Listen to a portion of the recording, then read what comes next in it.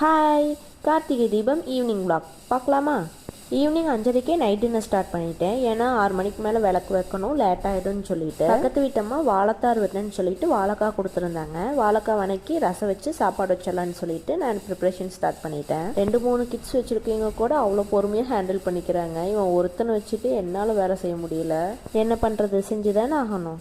ரசத்துக்கு தக்காளி, பூண்டு, சீரகம், மிளகு எல்லாத்தையும் அரைச்சி சேர்த்துட்டேன். இது ஒரு மாதிரி ஃப்ளேவர்ஃபுல்லாக நல்லாயிருக்கும். 6:15க்குள்ளேயாச்சும் தீபம் போட ஸ்டார்ட் பண்ணிடணும்னு நினச்சேன். ஆனால் அப்படியும் 6:30 ஆயிடுச்சு. இந்த குத்து விளக்கில் நான் இதான் ஃபஸ்ட் டைம் தீபம் போடுறேன். ஒரு டைம் கூட நான் யூஸ் பண்ணவே இல்லை. சாமி ரூமில் தீபம் போட்டு கும்பிட்டதுக்கப்புறம் வெளியெல்லாம் வச்சிடலான்னு சொல்லிட்டு வச்சாச்சு. எங்கள் வீட்டில் 4 வாசப்படி, நிலவு காலோடு சேர்த்து 5 வரும். ஆனால் நிலவு காலில் வச்சா தம்பி கம்மன் இருக்க மாட்டான்னு சொல்லிட்டு நாங்கள் 3 ஸ்டெப்ஸில் மட்டும் 6 விளக்கு வச்சுட்டோம். போன வருஷம் வேணால் 5 இதுக்குமே வச்சோம் 10 விளக்கு. ஏன்னா அப்போ அவன் குட்டி பையன், இப்போ எல்லா சட்டையும் பண்ணுறான்ல, அதான் வைக்கல. அப்புறம் துவைக்கிறர்கள் மேலே எங்கள் வீட்டு கட்டுத்தரையில் எல்லாமே வச்சாச்சு.